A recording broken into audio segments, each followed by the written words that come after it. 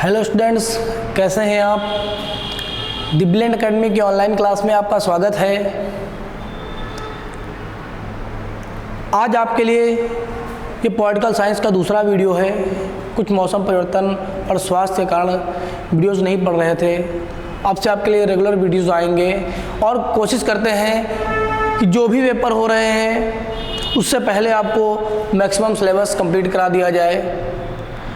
एक नई पहल भी हम लोग शुरू करने जा रहे हैं, प्रैक्टिस सेट, और साथ में ही अभी तक आए हुए जितने भी पेपर हो, चाहे डीडी का पेपर हो, चाहे आपका यूपीपी का पेपर हो, एसआई का पेपर हो, आरओ का पेपर हो, हर पेपर के आए हुए क्वेश्चन हम आपके लिए जो भी इंपॉर्टेंट क्वेश्चन हो पाएंगे, चाहे 25, 30, 40 क्वेश्चन जितने भी इंपॉर्टेंट क्वेश्चन हो पाएंगे, सबके हम प्रैक्टिस सेट आपको करवाएंगे। इससे यह क्या होगा कि आप अपने को जज कर सकते हैं कि जो हमने पढ़ाई की है वो किस दिशा में हमारी पढ़ाई, हमारे क्वेश्चन सही हो रहे हैं कि नहीं हो रहे हैं। कल से आपके लिए ये भी शुरू कर दिया जाएगा, पहला वीडियोज़ आएगा। आज जो हम आपके लिए स्टार्ट कर रहे हैं वो आपका बेटा राजनीति विज्ञान का ये दूसरा वीडियो है। पहला वीडियो हमने डाला था, उम्मीद करते हैं कि सब बच्चों ने उसे अच्छे से देखकर नोट्स बना लिया होगा। राजनीति विज्ञान, जो राजनीति विज्ञान में आपका जो पहला चैप्टर चल रहा है वो कौन सा चल रहा है, संवैधानिक विकास क्रम के अंतर्गत देखोगे अगर संवैधानिक विकास क्रम, संवैधानिक विकास क्रम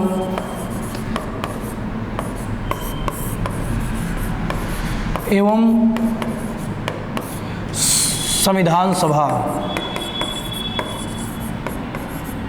संविधान सभा हमने आपको बताया था, जो आपका इसी के अंतर्गत जो सिर्फ ये टॉपिक है आपका संवैधानिक विकास क्रम, ये आपके मॉडर्न आधुनिक इतिहास में भी है, मॉडर्न हिस्ट्री में भी है आपका आधुनिक इतिहास में।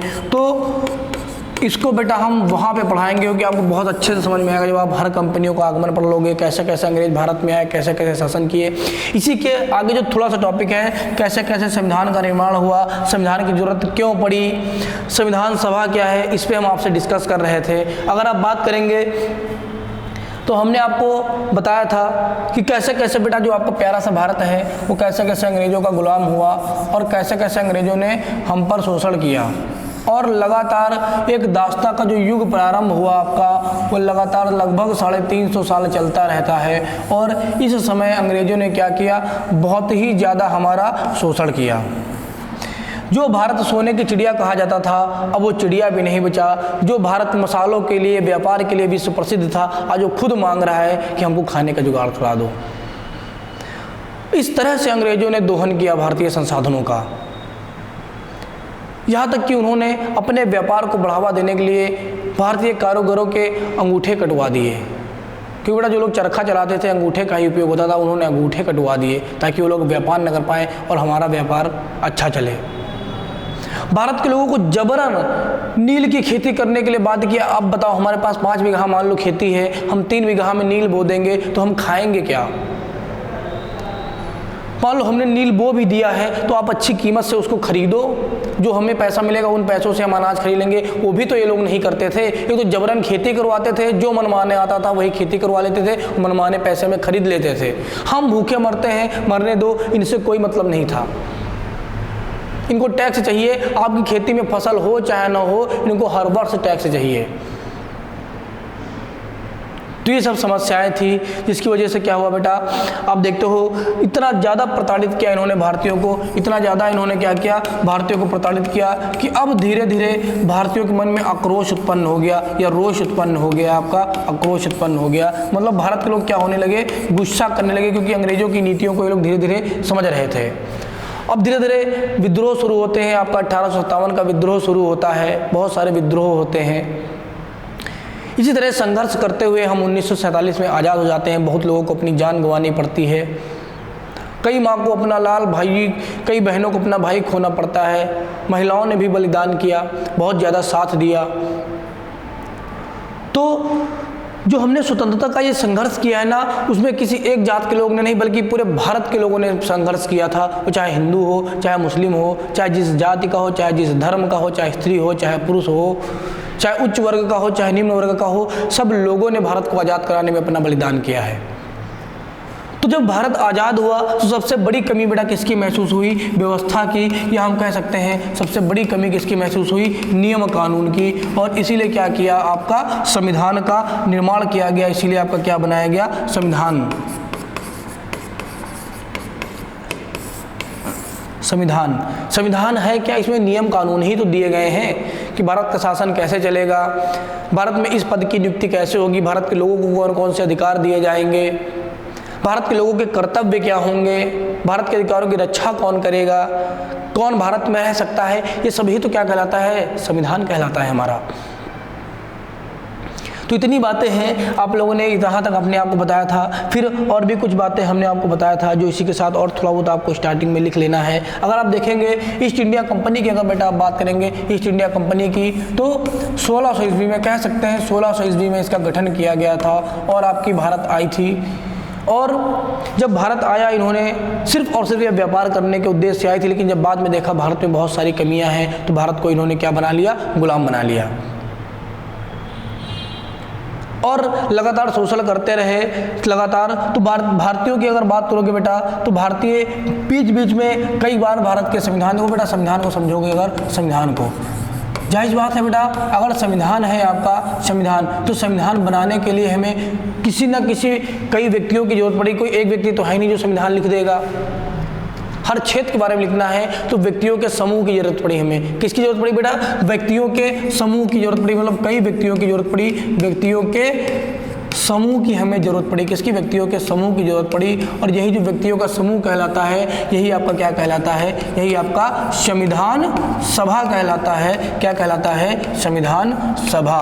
तो अब संविधान सभा की आपकी परिभाषा क्या होगी? अगर बात करोगे संविधान सभा की परिभाषा क्या होगी, तो आप बात करोगे संविधान को बनाने के लिए, संविधान को बनाने के लिए व्यक्तियों का समूह क्या कहलाता है? आपका संविधान सभा कहलाता है। इनका काम क्या करना था?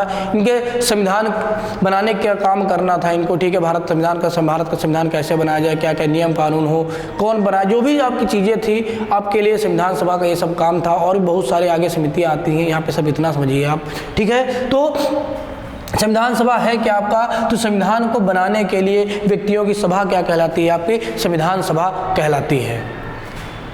अगर आप संविधान सभा की बात करते हैं कि संविधान सभा की अगर आप भारत के पक्ष में बात कर रहे हैं तो भारतीयों के लिए बेटा जो ये संविधान सभा बनी, भारतीय बहुत समय से इसकी मांग कर रहे हैं, लेकिन अंग्रेजों ने नहीं सुना। बाद में जाकर आपके 1942 और 1946 दो जगह आपकी डेटा इंपॉर्टेंट, ये बताएंगे हम आपको। लेकिन अगर आप संविधान सभा की बात करेंगे विश्व लेवल पे, अगर आप संविधान सभा की बात करते हैं विश्व लेवल पर, ठीक है, या विश्व स्तर पर अगर आप संविधान सभा की बात करते हैं तो बेटा आपको पता है, अगर आप संविधान की बात करते हैं, संविधान के पहले इसको समझ लिए संविधान। तो संविधान में होते क्या है बेटा? संविधान में नियम कानून होते हैं, नियम कानून।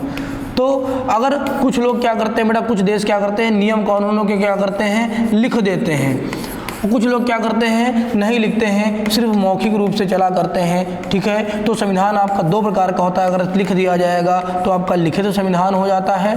अगर नियमों कानूनों को लिखा ना जाए, सब पीढ़ी दर पीढ़ी मौखिक रूप से ही नियम कानून चलते रहे, तो आपका ये संविधान क्या कहलाता है? आपका अलिखित संविधान कहलाता है। आपका ये अलिखित संविधान आपका कहलाता है। ये आपका क्या है? ये लिखित संविधान है, जहाँ पे नियम कानून लिख दिए जाएंगे। एग्जाम्पल, हमारे घर में बेटा, आप अपने घर की बात कर रहे हैं, हमने कहा था पॉलिटी पूरी तरह से घर से समझो।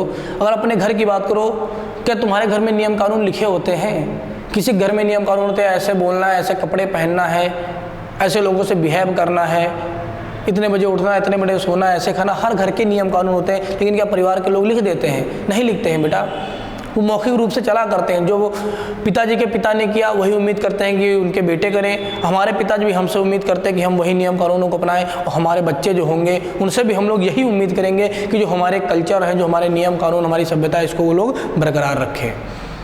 लेकिन क्या होता है, पीढ़ी दर पीढ़ी सभ्यताएँ चेंज होने लगती हैं। हमारे पिताजी बेल बॉटम वाली जीन्स बढ़िया ढीले और कपड़े पैंट शर्ट पहना करते थे, आज के लोग जीन्स पहनते हैं। तब फुल कपड़े चला करते थे, आज शॉर्ट कपड़े चलते हैं। तो थोड़ा बहुत फ़र्क आता है, लेकिन हम अपनी संस्कृति को नहीं भूलना चाहते हैं और ना ही भूलना चाहिए। इसी तरह अगर बात करेंगे नियम और कानून की, अगर बात करें जो जिस देश ने लिख दिया है तो लिखित संविधान है, जिस देश ने नहीं लिखा है आपका तो क्या हो जाएगा आपका, वो अलिखित संविधान हो जाएगा। तो इसी तरह अगर आप संविधान सभा की बात करेंगे, संविधान सभा की, तो जो संविधान सभा का विश्व स्तर पे अगर बात करेंगे, विश्व की अगर बात कर रहे हैं तो विश्व में पहली बार अगर बात करेंगे यूके का नाम सुना है, यूके का मतलब बेटा इंग्लैंड, यही अंग्रेज जहाँ से आए थे। यूके बोलो, यूनाइटेड किंगडम बोलो, चाहे इंग्लैंड बोलो, चाहे इसी को क्या कह दो, इसी को ब्रिटेन कह दो। तो अगर बात करोगे जो ब्रिटेन का संविधान बनाने में, चूंकि हालांकि उसका संविधान बेटा अगर ब्रिटेन का देखोगे अलिखित है, लेकिन पहली बार बेटा अगर देखोगे संविधान सभा का अगर प्रयोग किया गया था आपका, तो कहाँ किया गया था, यूके में किया गया था। किसके द्वारा किया था, हेनरी मैन के द्वारा। तो अगर देखोगे विश्व स्तर की अगर बात करोगे तो संविधान सभा का जो पहली बार प्रयोग हुआ था वो हेनरी मैन के द्वारा, आपके हेनरी मैन के द्वारा यूके में किया गया था। क्योंकि यहाँ का संविधान अलिखित है यूके का, इसीलिए विश्व के देशों के लिए ये देखेंगे अगर तो प्रेरणा नहीं बना। इसके बाद अगर देखोगे आपके यूएसए आता है, आपका अमेरिका आता है, यूएसए आता है अमेरिका, यूएसए को बोलते हैं यूनाइटेड स्टेट्स ऑफ अमेरिका, और एक देश आता है आपका फ्रांस। जब यूएसए और फ्रांस की क्रांतियाँ होती है, देश आज़ाद होते हैं, तो इन्होंने भी अपने यहाँ क्या किया था, संविधान बनाया था। तो इन्होंने जब संविधान बनाया था तो इन्होंने भी क्या किया था, संविधान सभा का गठन किया था। तो पहली बार जो स्पष्ट रूप से अगर बात करोगे, औपचारिक रूप से बात करोगे, जो संविधान सभा का प्रयोग किया गया था वो अमेरिका और फ्रांस के संविधान के निर्माण में किया गया था। फिर यहीं से अन्य देशों के लिए प्रेरणा स्रोत बना, अन्य देशों ने भी क्या किया, संविधान सभा का गठन किया और अपना संविधान बनाया। इतनी बातें यहाँ से आप याद रखिएगा।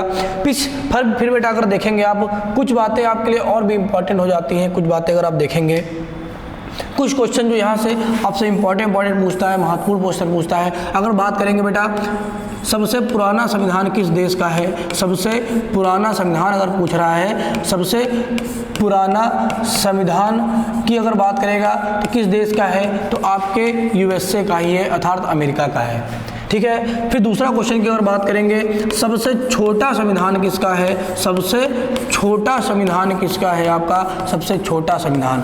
तो अगर आप सबसे छोटे संविधान की बात कर रहे हैं तो ये भी आपके यूएसए का ही है। मात्र 7 अनुच्छेद हैं।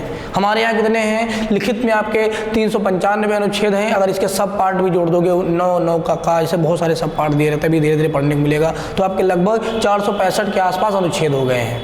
तो सबसे छोटा संविधान आपका किसका है, यूएसए का है। अगला क्वेश्चन जो बनता है, विश्व का सबसे बड़ा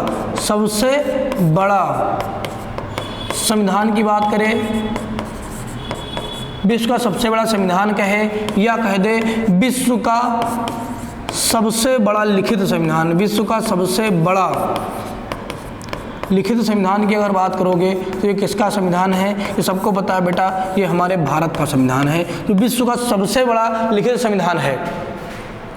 अब बड़ा है तो बड़ा होने का रीज़न क्या है।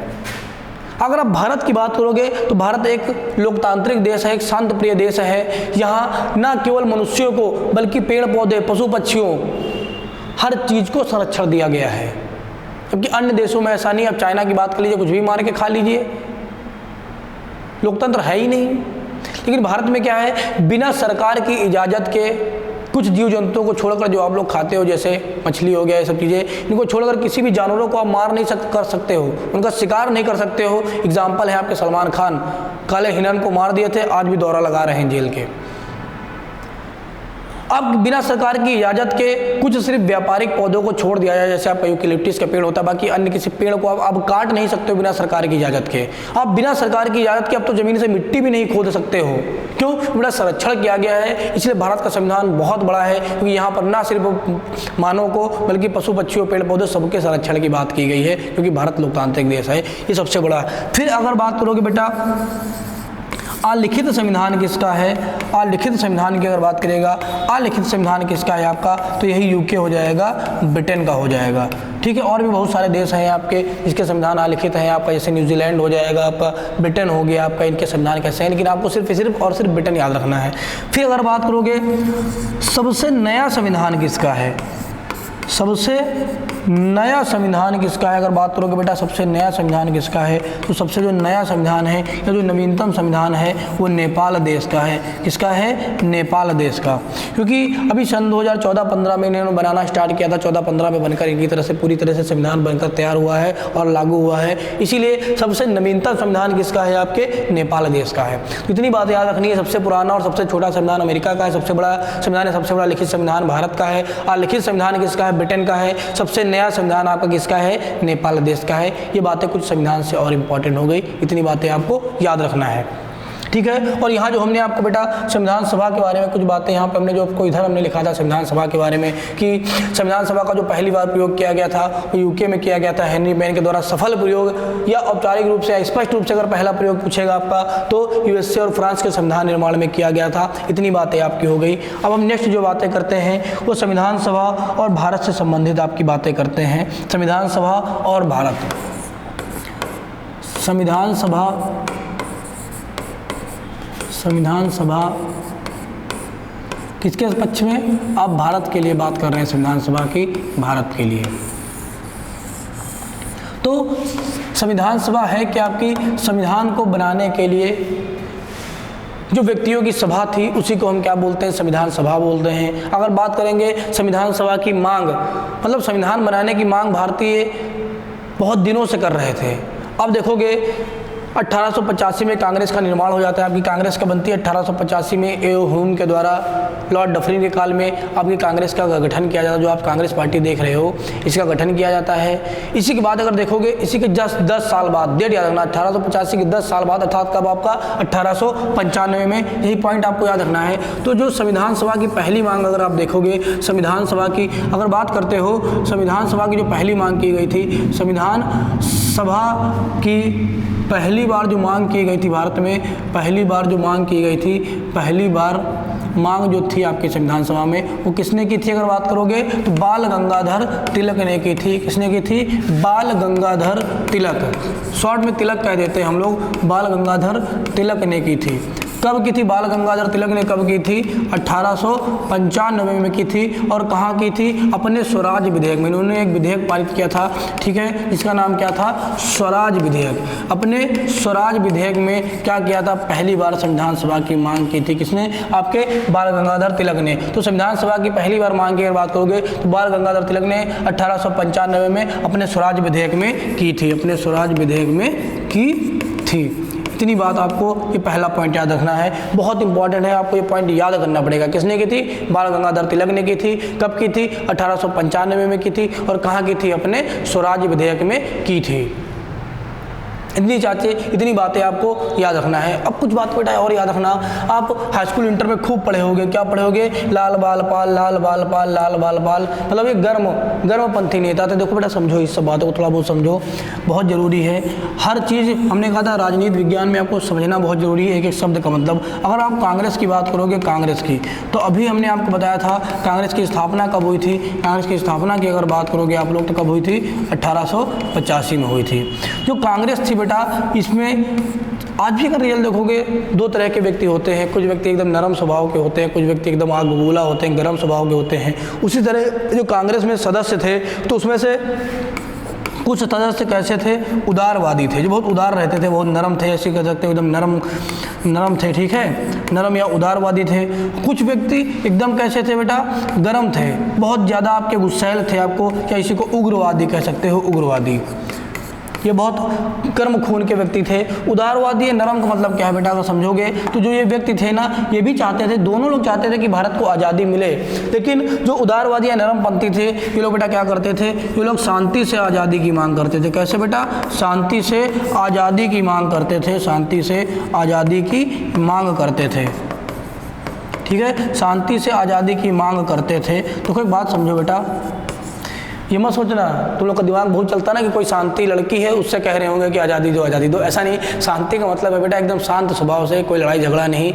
लेकिन अगर आप बात करते हो गर्म दल की या उग्रवादी दल की बात करते हो तो इनको स्वतंत्रता चाहिए, इनको स्वतंत्रता चाहिए। उसके लिए इनको कुछ भी करना पड़े, साम दाम दंड भेद, लड़ाई करो, झगड़ा करो, मरो मारो, लेकिन हमको क्या चाहिए? स्वतंत्रता चाहिए, हमको हमारा स्वराज चाहिए।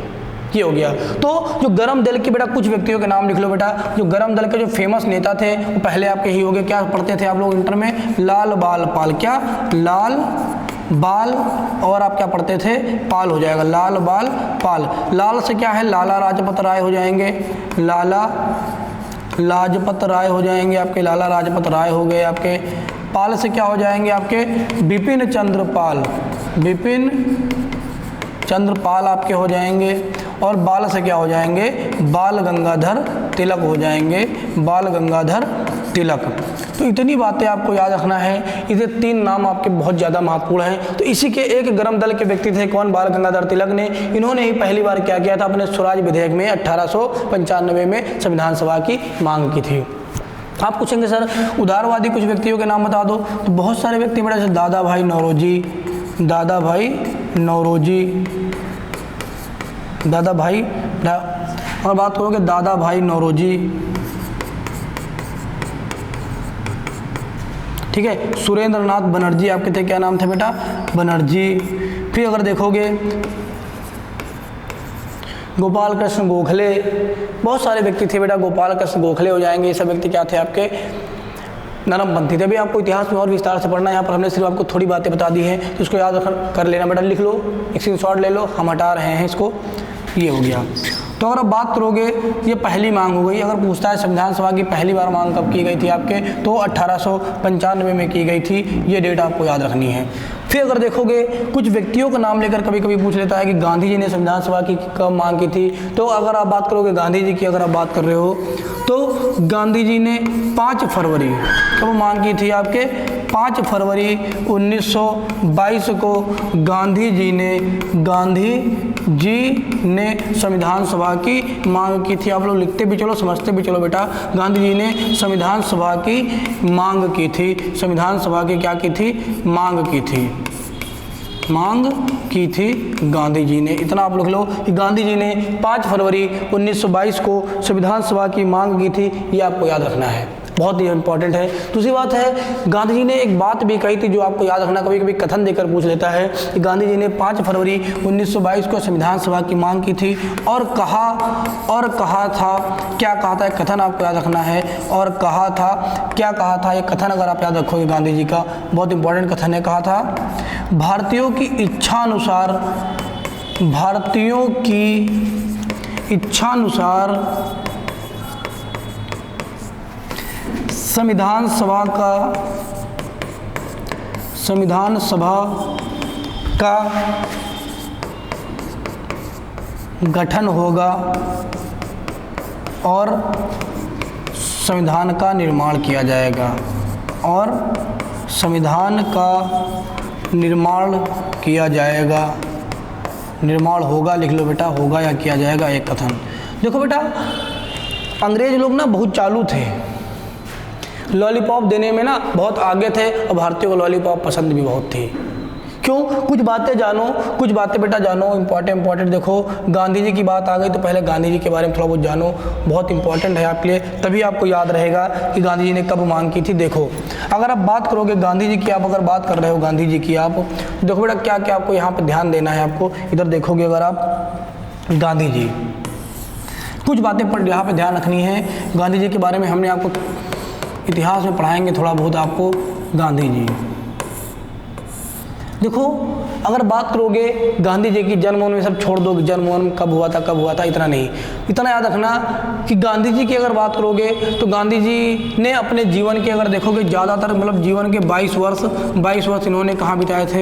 एक देश पड़ता है जिसका नाम क्या है, दक्षिण अफ्रीका, वहाँ पर बिताए थे। क्योंकि पेशे से ये वकील थे, बैरिस्टर कह सकते हो, उस समय के बैरिस्टर थे पेशे से। तो ये केस लड़ने के संबंध में आपके अफ्रीका गए थे। जब देखा दक्षिण अफ्रीका देश में जो काले वर्ग के लोग थे ना, उनको बहुत ज़्यादा प्रताड़ित किया जाता था, बहुत ज़्यादा वहाँ पर बुराइयाँ थी, तो गांधी जी ने वहाँ पर रुक गए परमानेंट। और 22 साल तक, क्या बीच बीच में भारत भी आते रहे, 22 साल उन्होंने दक्षिण अफ्रीका में रहकर वहाँ की बुराइयों को दूर किया, उसको सुधारने का प्रयास किया।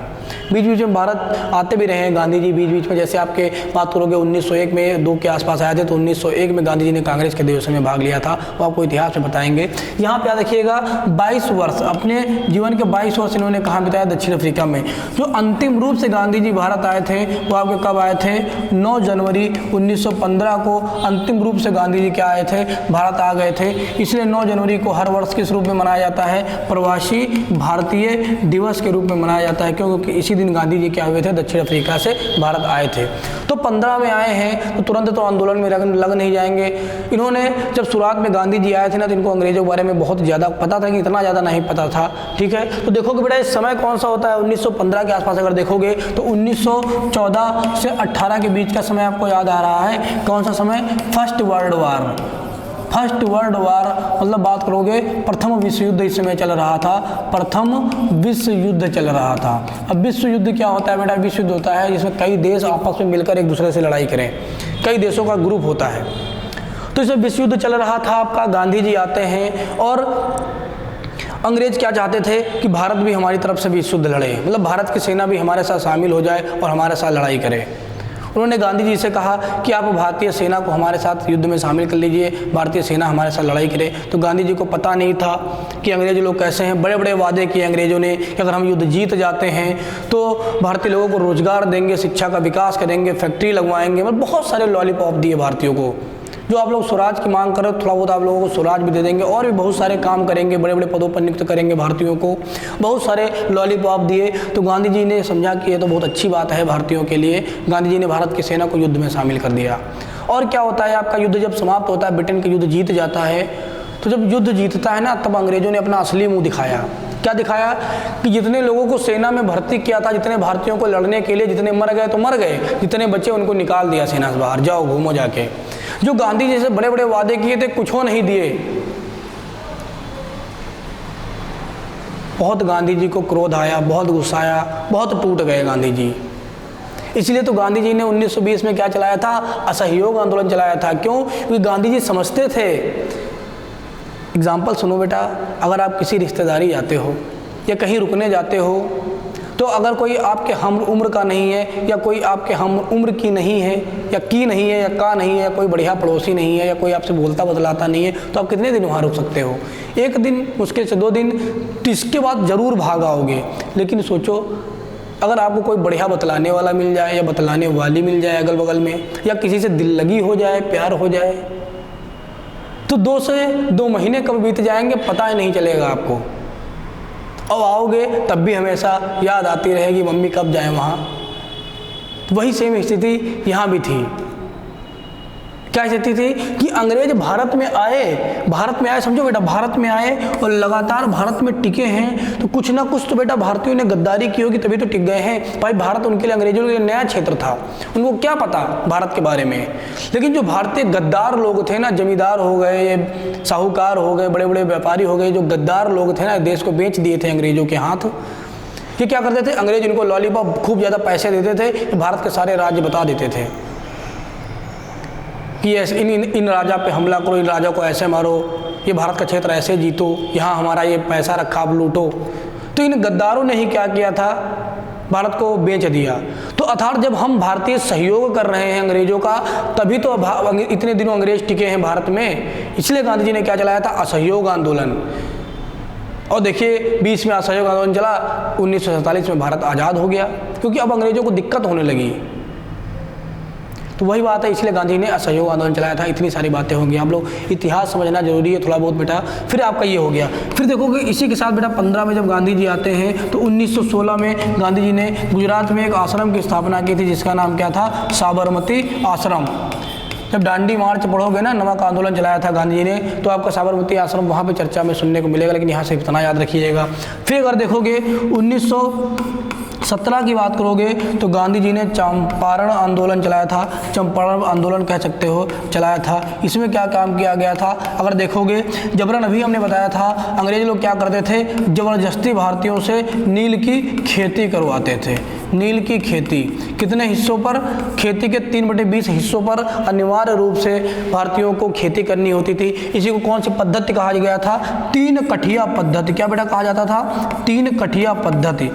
नील की खेती करने के लिए एक पद्धति प्रचलित थी, जिसका नाम क्या था? 3 कठिया पद्धति। अर्थात 3/20 हिस्से में अनिवार्य रूप से नील की खेती करनी होती थी।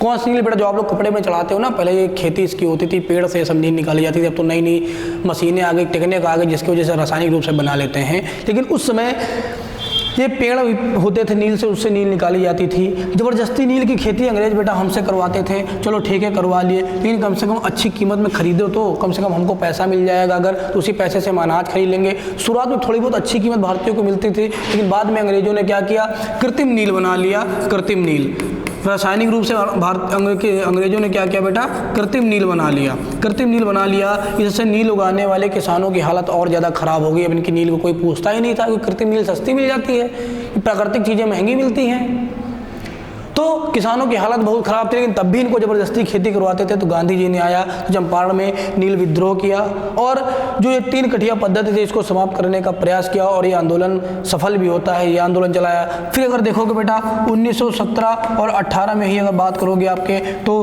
खेड़ा आंदोलन गांधी जी ने चलाया, खेड़ा आंदोलन, और अहमदाबाद मिल आंदोलन चलाया, अहमदाबाद मिल मजदूर आंदोलन चलाया। ठीक है, मिल आंदोलन, मिल मजदूर आंदोलन चलाया। इसमें क्या था बेटा, मजदूरों को बहुत कम तनख्वाह दिया जाता था, ठीक है, और दिया ही नहीं जाता था तनख्वाह, उनको प्रताड़ित किया जाता था। तो इसीलिए क्या हुआ, गांधी जी ने अहमदाबाद मिल आंदोलन चलाया। समझते चलो थोड़ा बहुत बातें यहाँ पर, ये चलाया आपका। फिर अगर देखोगे नेक्स्ट की अगर बात करते हो, नेक्स्ट की अगर आप बात कर रहे हो, फिर अभी हमने आपको बताया 1920 में गांधी जी ने क्या चलाया, आपका असहयोग आंदोलन चलाया। असहयोग आंदोलन गांधी जी ने चलाया था, असहयोग आंदोलन। लेकिन आपको पता है गांधी जी बेटा किसके समर्थक थे, गांधी जी अहिंसा के समर्थक थे। अर्थात गांधी जी कैसे व्यक्ति थे, शांत प्रिय व्यक्ति थे। उनको भी आज़ादी चाहिए थी, लेकिन आज़ादी कैसे चाहिए थी, शांति से आज़ादी मांगो, क्योंकि ज़्यादा तांडव मचाओगे, उग्रवादी बनोगे, अंग्रेज गोली मार देंगे या फांसी पर चढ़ा देंगे, उससे कोई लाभ नहीं निकलेगा। लेकिन अगर शांति से मांगोगे, जैसे हमने बार बार कहा शांति से, या हमने बार बार शांति से मांगा कोई चीज़, किसी पड़ोसी से दे दो दे दो दे दो भैया, बहुत प्यार से बातें की, तो कभी ना कभी तो दिल उसका पिघलेगा, दे ही देगा, और नहीं पिघलेगा तो नहीं देगा। लेकिन उग्रवाद अगर करोगे, नहीं हमको चाहिए ही चाहिए, दे दो, तो गोली मार देगा, है ना। समझ सकते हो आप ये सब बातें। तो वही बात है आपकी, अहिंसा या शांत प्रिय व्यक्ति थे, शांति से मांग करते थे। गांधी जी ने कहा था हम असहयोग आंदोलन चला तो रहे हैं, लेकिन कोई इसमें हिंसावादी घटनाएं नहीं होनी चाहिए। लेकिन आपको पता है गोरखपुर में चौरी चौरा कांड हो जाता है 1922 में। क्या हो जाता है आपके 1922 में गोरखपुर में क्या हो जाता है बेटा, गोरखपुर में एक घटना हो जाती है, जिस घटना का नाम क्या है, चौरी चौरा। चौरी चौरा, चूंकि ये बेटा गोरखपुर में चौरी चौरा नामक स्थान पर हुई थी, इसीलिए इसका नाम पड़ गया चौरी चौरा। यहाँ पे क्या करते हैं भारतीय लोग, एक पुलिस चौकी को फूंक देते हैं, आग लगा देते हैं, कई पुलिस वाले इसमें मारे जाते हैं। अंग्रेजों को गुस्सा आता है, सारे भारतीयों को क्या करते हैं बेटा, दमन कर देते हैं, बहुत सारा प्रताड़ित करते हैं, जेल भेज देते हैं। गांधी जी बहुत रोष में आ गए, उन्होंने क्या किया, असहयोग आंदोलन को समाप्त कर दिया। अब गांधी जी 22 में फ्री हुए हैं ना, तो जब गांधी जी 22 में फ्री हुए तभी तो गांधी जी मांग करेंगे कि भैया हमको भी संविधान सभा दो, संविधान बनाना है। तो इसलिए गांधी जी ने क्या किया, अब अगर बात करोगे, अब गांधी जी की बात कर रहे हो बेटा, तो गांधी जी ने क्या किया, 5 फरवरी 1922 को संविधान सभा की मांग की। इसको आप लिख लिया आराम से, ठीक है, इतनी बातें आप लिखिए, वीडियो रोक करके लिख लिया करिए, जो चीज़ें आपको छूट जाया करें इसको वीडियो रोक के लिख लिया करिए आराम से। ये हो गया। तो बेटा अब बात करेंगे, तो संविधान सभा की मांग को लेकर हमने गांधी जी के बारे में बता दिया आपको, गांधी जी भारत में आ गए हैं, गांधी जी ने कौन कौन सा आंदोलन चलाया, ये सब बातें हमने आपको बता दिया है। फिर अगर बात करोगे, ये तो गांधी जी की बात हो गई, गांधी जी ने मांग किया था और संविधान का निर्माण होगा था। कहने की बात है बेटा, देखो गांधी जी ने संविधान सभा की मांग की और एक बात कही थी कि जो संविधान सभा जो हो गया, जो संविधान का निर्माण होगा ना, उसका भारतीयों की इच्छा अनुसार होगा, क्योंकि अंग्रेज ना बहुत चालू थे। अगर गांधी जी कहते संविधान सभा की मांग करते, अंग्रेज लोग संविधान सभा बनाने की इजाज़त दे देते, तो अपना ना टांग लड़ाते, किसके सदस्य अंग्रेज रहेंगे, जो नियम कानून बनाएंगे अंग्रेजों के हिसाब से बनाए जाएंगे, इसके अध्यक्ष अंग्रेज रहेंगे, इसको अंग्रेजों के हिसाब से बनाया जाएगा, बार बार अंग्रेज टांग लड़ाते। इसलिए गांधी जी ने कहा आप मांग स्वीकार करो, स्वीकार करने के साथ साथ जो संविधान बनाया जाएगा ना, वो सिर्फ भारतीय ही बनाएंगे, ये कहा।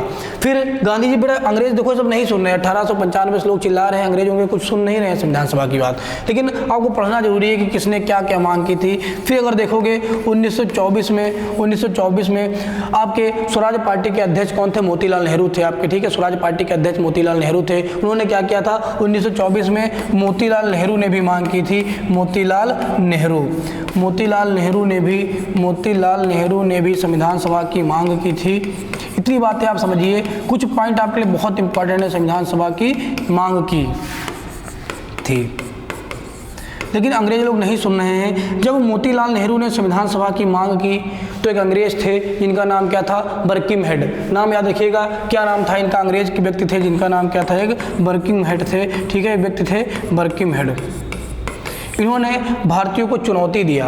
क्या किया, कितने दिनों से आप संविधान सभा की मांग कर रहे हो, आंदोलन कर रहे हो, अगर तुम लोगों की हिम्मत है, संविधान बना सकते हो तो हमको संविधान बना के दिखाओ, देखे तुम लोग कितना योग्य हो, कितना योग्य हो, बनाओ संविधान। इतने दिनों से आप मांग कर रहे हो।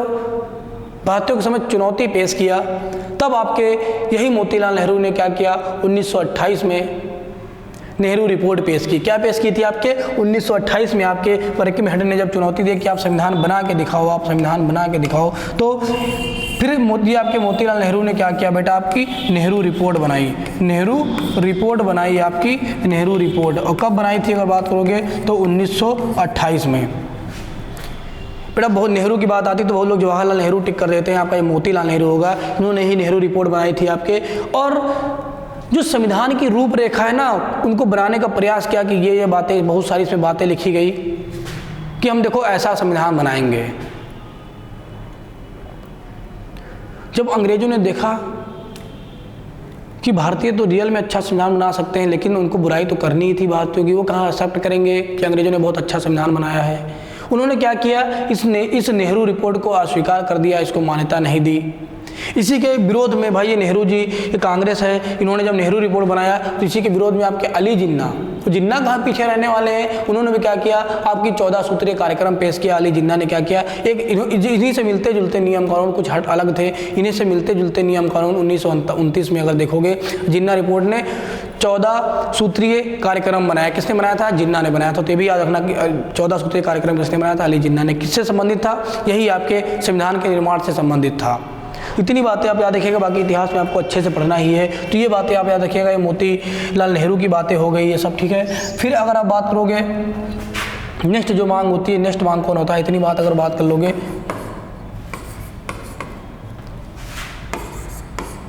मांग की थी, इसको आप लिख लीजिए बेटा, ठीक है। फिर हट रहे हैं, अगर नेक्स्ट फिर आप देखोगे इतनी मांगे हो गई। फिर इसके बाद अगर आप देख रहे हो, एक जो सबसे इम्पॉर्टेंट डेट है आपको याद रखनी है, वो ये याद रखनी है कि पहली बार जो स्पष्ट रूप से संविधान सभा की मांग की गई थी, या औपचारिक रूप से जो संविधान सभा की मांग की गई थी, वो M.N. रॉय द्वारा की गई थी। कब की गई थी, आपके 1934 में। तो 1934 में M.N. रॉय द्वारा पहली बार स्पष्ट रूप से, स्पष्ट या औपचारिक रूप से, स्पष्ट या औपचारिक रूप से संविधान सभा की मांग की गई, संविधान सभा की मांग की गई। और संविधान सभा की मांग की गई। और अगर बात करोगे संविधान सभा का प्रतिरूप भी बनाया गया। तो अगर ये पूछता है कि संविधान सभा की अगर बात करोगे, कि संविधान सभा की पहली मांग किसने की थी, अगर ये पूछता है, स्पष्ट या औपचारिक नहीं लगाता है, संविधान सभा की पहली मांग तो आपके 1895 में बाल गंगाधर तिलक ने अपने स्वराज विधेयक में की थी। गांधी जी की बात करेगा तो 1922 में की थी। मोतीलाल नेहरू से क्वेश्चन पूछ रहा तो 1924 में की थी। लेकिन अगर ये पूछ रहा है पहली बार स्पष्ट रूप से, औपचारिक रूप से संविधान सभा की मांग कब की गई थी आपके, तो आपके 1934 में M.N. रॉय द्वारा पहली बार स्पष्ट रूप से, औपचारिक रूप से संविधान सभा की मांग की गई थी, ठीक है। और M.N. रॉय ही संविधान सभा के प्रतिपादक माने जाते हैं भारत में। क्या है कि पूछेगा संविधान सभा के प्रतिपादक कौन है, तो M.N. रॉय को माना जाता है संविधान सभा के प्रतिपादक। यही आपके M.N. रॉय ही क्या है, आपके संविधान सभा के प्रतिपादक हैं। ये संविधान सभा की बात हो गई आपकी। फिर देखोगे आपको पता है कांग्रेस की भी गठन हो चुका था 1885 में। तो कांग्रेस कहाँ चुप रहने वाली है, उसको भी तो कुछ बोलना पड़ेगा। तो बोली कांग्रेस कब बोली, आपके 1935 में। कब बोली, 1935 में। तो 1935 में क्या किया, कांग्रेस ने भी संविधान सभा की मांग की। कांग्रेस ने भी पहली बार संविधान सभा की मांग की। कांग्रेस ने भी पहली बार संविधान सभा की मांग की थी आपके कांग्रेस। अगर कांग्रेस से आपसे पूछ रहा है तो आप 1935 लगाओगे, संविधान सभा की मांग की। देख रहे हो बेटा आप लोग कि सिर्फ मांग ही मांग हो रही, अंग्रेज लोग सुन नहीं रहे हैं कि चलो इजाज़त दे देते हैं, तुम लोग संविधान सभा बनाओ, संविधान का निर्माण करो, सिर्फ मांग ही मांग कर रहे हैं, नहीं स्वीकार किया गया। फिर देखोगे अगर बात आएगी, फिर अगर देखोगे 1937-38 की अगर बात करोगे, 1937-38 की अगर बात कर रहे हो आपका, ठीक है, फैजपुर अधिवेशन, त्रिपुरा अधिवेशन, ये सब इतिहास में पढ़ना, सिर्फ यहाँ पे थोड़ी सी बात यहाँ पे रखना। 1937-38 में आपके पंडित जवाहरलाल नेहरू, JL नेहरू जिसको बोलते हैं, पंडित जवाहरलाल नेहरू ने भी संविधान सभा की मांग की थी। 1937-38 में आपके पंडित जवाहरलाल नेहरू ने भी संविधान सभा की मांग की थी, संविधान सभा की मांग की। और अगर आप बात करोगे, देखो दोनों डेट याद रखना है, यहाँ पे अधिवेशन हुआ था, यहाँ पर मांग हुई थी, लेकिन अगर ये दोनों डेट दिया रहता है तो आपको टिक क्या करना है, 1938। पंडित जवाहरलाल नेहरू ने 1938 में संविधान सभा की मांग की थी और एक कथन कहा था, एक कथन से ही क्वेश्चन पूछा था, अभी आपके NTPC में पूछा गया था, और एक बात कही थी, क्या कहा था कि संविधान सभा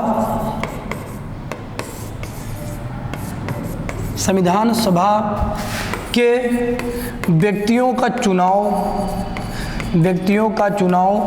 वयस्क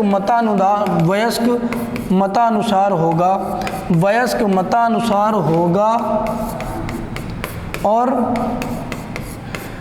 तब संविधान का निर्माण किया जाएगा।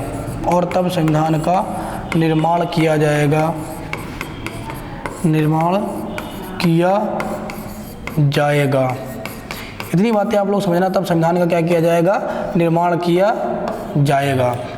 देखो समझो, अगर हम बात कर रहे हैं कि संविधान सभा की अगर बात करें तो संविधान सभा में कौन कौन से व्यक्ति शामिल होंगे, कौन कौन से व्यक्ति नहीं शामिल होंगे। तो बेटा ये सभा कोई छोटी मोटी सभा नहीं थी कि जब आगे आप देखोगे तो इसमें 389 सदस्य थे संविधान सभा में, कितने 389 सदस्य थे। तो जो सदस्य आएंगे इस संविधान सभा में, सदस्य आएंगे कैसे? क्या डायरेक्ट इनको बुला लिया जाएगा, आओ भैया तुम आ जाओ, भैया तुम आ जाओ, संविधान बना दिया जाए? नहीं, इनका चुनाव होगा, ये चुनाव लड़कर आएंगे। चुनाव वयस्क मताधिकार का मतलब है बेटा, जो व्यक्ति उस समय, बेटा आज देखोगे वयस्क, अगर आप 18 साल के हो जाओ तो वयस्क माना जाता है, पहले आप 21 वर्ष के होते थे तब आपको वयस्क माना जाता था। तो जो व्यक्ति वयस्क है वो वोट देगा, वयस्क व्यक्ति वोट देंगे, और उस क्षेत्र से कोई जो इलेक्शन लड़ेगा वो जीत कर अगर आता है तो इसके माध्यम से आपके क्या होगा, संविधान सभा का निर्माण होगा और हमारा संविधान बनेगा। तो अगर ये कथन पूछ ले कि वयस्क मताधिकार के आधार पर चुनी हुई संविधान सभा द्वारा संविधान का निर्माण किया जाएगा, ये किसने कहा था? तो पंडित जवाहरलाल नेहरू ने कहा था। कब कहा था आपके बात करोगे तो 1938 में कहा था। इतनी बातें आपको याद रखनी है। इसको बेटा आप स्क्रीनशॉट आप ले लो, इसको स्क्रीनशॉट ले लो जल्दी से, आप ले लिया। अब अगर देखोगे नेक्स्ट पॉइंट, अगर यहाँ पे देख रहे हो 1938 हो गया। अब कुछ घटना देखो, 1939 से 1945 की घटना कुछ याद आ रही है? याद आ रही नहीं याद आ रही है? हम बताते हैं ना, ये सेकेंड वर्ल्ड वार चल रहा है, सेकेंड वर्ल्ड वार, द्वितीय विश्व युद्ध, द्वितीय विश्व युद्ध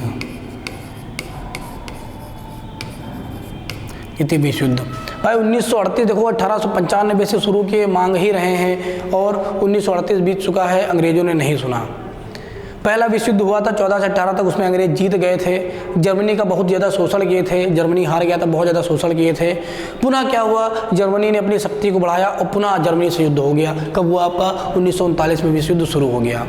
जब दूसरा विश्व युद्ध शुरू हुआ तो फिर ब्रिटेन को भारत की ज़रूरत पड़ी, फिर ब्रिटेन को बेटा क्या पड़ी, ब्रिटेन को भारतीय सेना की जरूरत पड़ी। किसकी जरूरत पड़ी? भारतीय सेना की जरूरत पड़ी। क्यों बेटा? अब बार बार सुन रहे हो सारे, भारतीय सेना ब्रिटेन के लिए इतनी जरूरी क्यों है? अगर भारतीय सेना इतनी सक्षम होती तो भारत गुलाम क्यों होता? ऐसी बात नहीं है बेटा, ठीक है। ये भारत की सेना जो थी, जो भारत के सैनिक थे ना, वो बड़ी शिद्दत से लड़ाई करते थे, लड़ाई करते जा रहे हैं, हाथों में हथियार या हो या न हो। हम लड़ते बड़े शान से हैं, हाथों में हथियार हो या न हो, या तो युद्ध जीत के आएंगे या तो युद्ध हार के आएंगे, या तो मर के आएंगे या तो मार के आएंगे, ऐसे वापस नहीं आएंगे। इस सिद्धांत पे भारतीय युद्ध करते थे, बहुत शिद्दत से लड़ाई करते थे। अंग्रेजों जैसे नहीं कि बंदूक गिर गई ऐसे हाथ उठा के खड़े हो गए, गुलाम बन गए, पैरों पे झुक गए। भारतीय लोग या तो मरते थे या तो मारते थे, कभी झुकते नहीं थे। इसलिए अंग्रेजों को बहुत ज़रूरत थी भारतीय सेना की।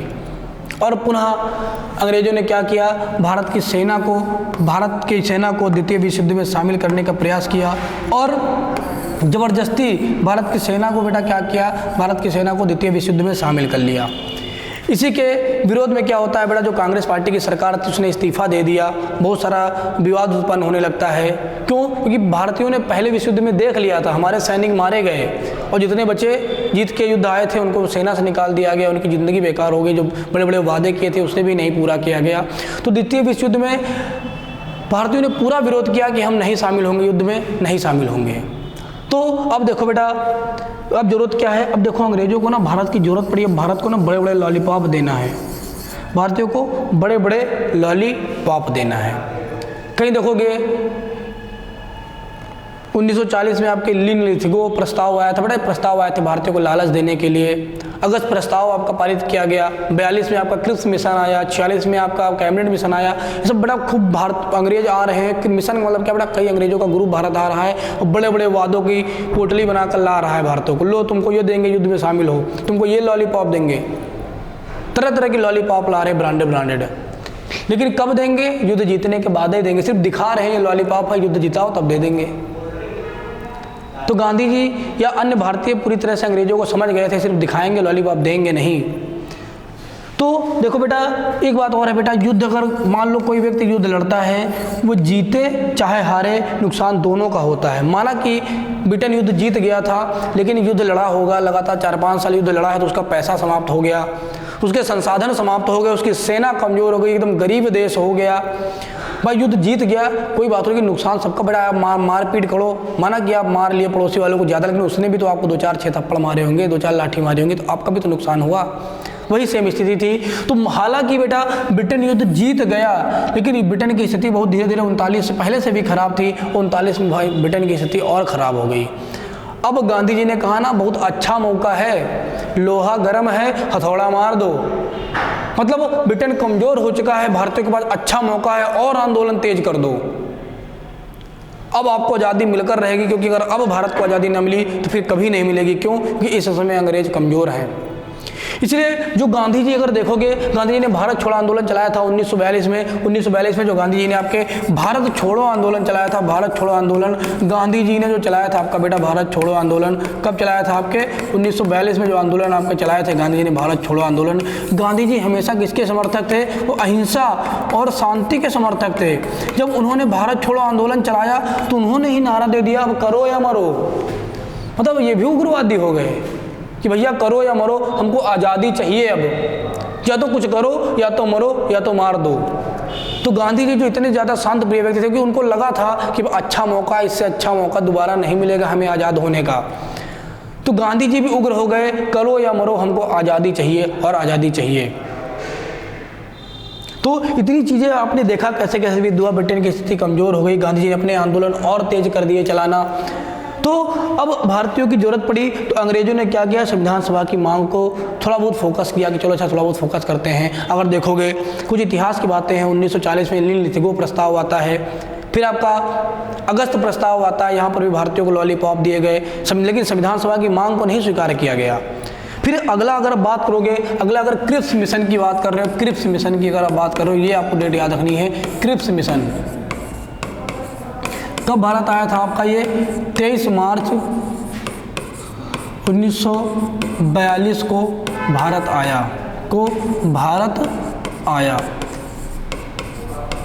वही बहुत सारे अंग्रेज व्यक्तियों का ग्रुप था, तरह तरह के लॉलीपॉप लेकर लंदन से, मतलब ब्रिटेन से भारत आया था लॉलीपॉप देने भारतीयों को।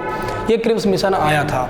इसमें फिर वही पुरानी घिसी पिटी बातें की गई जो अंग्रेज हमेशा करते रहते थे कि तुमको ये देंगे वो देंगे, स्वराज, पूर्ण स्वराज नहीं, स्वराज देंगे, संविधान बनाने की इजाज़त देंगे, भारतीयों को सेना में शामिल करेंगे, बड़े बड़े प्रशासनिक पदों पर नियुक्ति करेंगे। लेकिन कब? युद्ध के बाद। तुरंत नहीं करते थे। अगर तुम्हारी इच्छा होती, मनसा होती भारतीयों के साथ अच्छा करने की, तो युद्ध के बाद की बात काहे कर रहे हो, प्रेजेंट में करो ना। लेकिन नहीं, जो कुछ देंगे लॉलीपॉप ना, युद्ध जीतने के बाद देंगे। तो क्रिप्स मिशन आता है और इसको भी भारतीय जो कांग्रेस होती है, जो भारतीय लोग होते हैं, इसको नकार देते हैं, भारतीय कांग्रेस को नकार देती नहीं, नहीं हम क्रिप्स मिशन की जो बातें हैं इसको नहीं मानेंगे। लेकिन पहली बार जो क्रिप्स मिशन है, क्रिप्स मिशन जो है आपको पता ही आया था, इसने पहली बार संविधान सभा की मांग को स्वीकार किया था, गठन नहीं किया, स्वीकार अगर क्वेश्चन पूछेगा, संविधान सभा की मांग को पहली बार स्वीकार किया गया। संविधान सभा की मांग को, संविधान सभा की मांग को पहली बार स्वीकार किया गया, स्वीकार किया गया। तो अगर ये पूछता है जो भारतीय लगातार संविधान सभा की मांग कर रहे हैं, संविधान के निर्माण की मांग कर रहे हैं, वो कब स्वीकार किया था अंग्रेजों ने, तो कब किया था, क्रिप्स मिशन में स्वीकार किया था। क्रिप्स मिशन आया कब था, 23 मार्च 1942 को भारत आया था। और भी बहुत सारी बातें क्रिप्स मिशन के बारे में पढ़नी है, वो आपको इतिहास में पढ़ाया जाएगा, यहाँ सिर्फ इतनी बातें जानिए। तो संविधान सभा की गठन की मांग को स्वीकार कर लिया गया, संविधान सभा की मांग को स्वीकार किया गया, लेकिन संविधान सभा का गठन नहीं किया गया कि चलो हाँ यार तुम कह रहे हो इतने दिनों से संविधान, चलो हम कह देते हैं संविधान सभा की मांग को स्वीकार करते हैं, लेकिन युद्ध के बाद संविधान सभा बनाई जाएगी। इसे भारतीयों ने नकार दिया। फिर अगर देखोगे, फिर भारतीयों को लालच देने के लिए अगर देखोगे, आपको क्रिप्स मिशन हो गया, फिर भारतीयों को लालच देने के लिए आपका कैबिनेट मिशन आता है। नेक्स्ट क्रिप्स मिशन के बाद अगला मिशन आएगा आपका कैबिनेट मिशन। कैबिनेट मिशन ये कब आता है, 24 मार्च, वो 23 मार्च आया था, 24 मार्च आया था, वो 42 में आया था, ये 46 में आएगा। अगर आप देखोगे कैबिनेट मिशन आपका आता है 24 मार्च 1946 में आपका कैबिनेट मिशन आता है। अब अंग्रेजों को ज़बरदस्ती सुनना पड़ा भारतीयों का, क्योंकि अंग्रेजों की स्थिति बहुत ख़राब थी और भारतीय लगातार आंदोलन के ऊपर आंदोलन करके अंग्रेजों के ऊपर चढ़े जा रहे थे। गांधी जी भी उग्रवादी हो गए थे। पहले गांधी जी और सुभाष चंद्र बोस में नहीं बनती थी, क्योंकि गांधी जी शांत प्रिय थे, सुभाष चंद्र बोस एकदम आर्मी के विचार वाले थे, उग्र प्रिय थे। अब दोनों की विचारधाराएं मिलने लगी है, तभी तो सुभाष चंद्र बोस जी ने गांधी जी को राष्ट्रपिता कह दिया। तो अब ये लोग भी एक हो गए, आज़ादी चाहिए मरो या करो। तो तब क्या किया गया, कैबिनेट मिशन 24 मार्च 1946 को जब भारत आता है तो इसने संविधान सभा के गठन को स्वीकार किया। इसने क्या किया, बात करोगे, संविधान सभा का गठन किया, इसने संविधान सभा का गठन किया। क्रिप्स मिशन में स्वीकार किया गया था और कैबिनेट मिशन में संविधान सभा का गठन किया गया। इतनी सारी आपने बातें देखा। तो संविधान सभा की इतनी सारी बातें आपके लिए महत्वपूर्ण हो गई। अगर देखोगे संविधान सभा का जो पहला प्रयोग होता है वो कहाँ होता है, हेनरी मैन के द्वारा यूके में किया जाता है। लेकिन पहली बार सफल रूप से, औपचारिक रूप से, स्पष्ट रूप से संविधान सभा का पहली बार प्रयोग विश्व में हुआ था, अमेरिका और फ्रांस के संविधान निर्माण में किया गया था। अगर भारत के पक्ष में आप बात करते हो तो 1895 में बाल गंगाधर तिलक ने अपने स्वराज विधेयक में संविधान सभा की पहली बार मांग की थी। फिर गांधी जी ने 5 फरवरी 1922 को भारतीयों की इच्छानुसार संविधान सभा हो और संविधान का निर्माण हो, ऐसी मांग की थी। 1924 में स्वराज पार्टी के अध्यक्ष मोतीलाल नेहरू ने भी मांग किया था संविधान सभा की। इसलिए मोतीलाल नेहरू को चुनौती देते हुए बंकिम हड्डा ने कहा कि मैं संविधान बना के तो दिखाओ। तो 1928 में मोतीलाल नेहरू ने नेहरू रिपोर्ट पेश की। इसी के विरोध में जिन्ना जी ने अपना भी प्रस्ताव रखा और अपना 14 सूत्रीय कार्यक्रम 1929 में पेश किया। फिर अगर देखोगे कांग्रेस आपकी आ जाती है। कांग्रेस कब मांग करती है, 1935 में आपकी कांग्रेस मांग करती है। और बीच की बात करोगे 1934 जो आपके लिए सबसे इंपॉर्टेंट है, 1934 से डेट आपको याद रखना है। 1934 में एम.एन. रॉय ने पहली बार स्पष्ट रूप से या औपचारिक रूप से संविधान सभा की मांग की और संविधान सभा के प्रतिपादक भी आपके एम.एन. रॉय माने जाते हैं। बहुत इंपॉर्टेंट क्वेश्चन, कई बार पूछा संविधान सभा के प्रतिपादक कौन है, एम.एन. रॉय हैं आपके, ठीक है, ये आप याद रखिएगा। फिर 1935 में कांग्रेस मांग करती है। 1938 में आपके देखोगे पंडित जवाहरलाल नेहरू ने मांग किया था संविधान सभा की, और क्या कहा था कि वयस्क मताधिकार के आधार पर चुनी गई संविधान सभा द्वारा हमारे संविधान का निर्माण होगा। इतनी सारी बातें हो गई। भारतीय संविधान की सभा की मांग को नहीं स्वीकार किया गया। लेकिन द्वितीय विश्व युद्ध प्रारंभ होता है, ब्रिटेन की स्थिति बहुत खराब होती है। अब भारतीयों को लॉलीपॉप देने के लिए तरह तरह के प्रस्ताव लाए जा रहे हैं। 40 में अगर देखोगे अगस्त प्रस्ताव आता है, नीतिगो प्रस्ताव आता है। 42 में गांधी जी भारत छोड़ो आंदोलन शुरू करते हैं, करो या मरो का नारा देते हैं। इसी वर्ष अगर देखोगे 1942 में ही आपका 23 मार्च 1942 में क्रिप्स मिशन आता है। पहली बार संविधान सभा की मांग को स्वीकार किया जाता है, लेकिन गठन नहीं किया जाता, वे सिर्फ स्वीकार करते हैं। गठन की बात करोगे अगर संविधान सभा का गठन कब किया जाता है, तो कैबिनेट मिशन के तहत 24 मार्च 1946 को आया था। इसके तहत आपका क्या हुआ था, संविधान सभा का गठन किया गया। इतनी बातें आपके लिए कवर हो जाती हैं। तो अब संविधान सभा का गठन, भाई संविधान सभा के गठन की मांग को स्वीकार कर लिया गया। तो संविधान सभा का गठन, अगर संविधान सभा के गठन की बात करोगे तो संविधान सभा का गठन ठीक है, किसके द्वारा किया गया? कैबिनेट मिशन के द्वारा किया गया। किसके द्वारा? कैबिनेट मिशन के द्वारा। सब बात करोगे संविधान सभा में सदस्य कितने होंगे, संविधान सभा का गठन, सदस्य कितने होंगे संविधान सभा में सदस्य। तो जो सदस्यों की बेटा सदस्य की जो संख्या रखी गई, सदस्य कितने होंगे? वो 389 सदस्य होंगे। ये निर्धारित किया गया कि ये हमारी संविधान सभा में कितने सदस्य होंगे? 389 सदस्य होंगे। दूसरी बात है ये 389 सदस्य जो होंगे, इसमें कौन कौन शामिल होगा, इसमें कौन कौन शामिल होगा, ये आपके लिए बहुत इंपॉर्टेंट क्वेश्चन हो जाता है। तो देखो बेटा 292 सदस्य जो होंगे वो ब्रिटिश प्रांत से आएंगे, अर्थात ऐसा क्षेत्र जो ब्रिटेन के क्या बेटा कब्जे में है, पूरी तरह से ब्रिटेन जहाँ पे शासन कर रहा है वो ब्रिटिश प्रांत से आएंगे। 93 सदस्य आपके देसी रियासत से आएंगे। देसी रियासत ये वही गद्दार है ना जिन्होंने भारत को बेच दिया था अंग्रेजों के हाथ कुछ पैसों के लालच में, वही जमींदार, वही आपके साहूकार, वही महाजन है ये सब बेटा। देसी रियासतें छोटी छोटी, वही जो छोटे मोटे राजा रजवाड़े हैं वही आपकी देसी रियासतें। इसको 93 सदस्य हो जाएंगे कि 93 लोग तो कम से कम चापलूस हों हमारे, ठीक है। जो 4 सदस्य आएंगे, 4 सदस्य आएंगे, कोई सदस्य बेटा जो 4 सदस्य आएंगे कहाँ से आएंगे? ये कमिश्नरी प्रांत से आएंगे, कमिश्नरी प्रांत से आपके आएंगे, ठीक है बेटा। कहाँ से आएंगे? एक कमिश्नरी प्रांत से आएंगे। कौन कौन सी कमिश्नरी प्रांत हो जाएगा आपका देखोगे अगर तो दिल्ली हो जाएगा, ठीक है, कुर्ग हो जाएगा, बलूचिस्तान हो जाएगा, बलूचिस्तान हो जाएगा, और आपका एक हो जाएगा अजमेर और मेरवाड़। क्या हो जाएगा?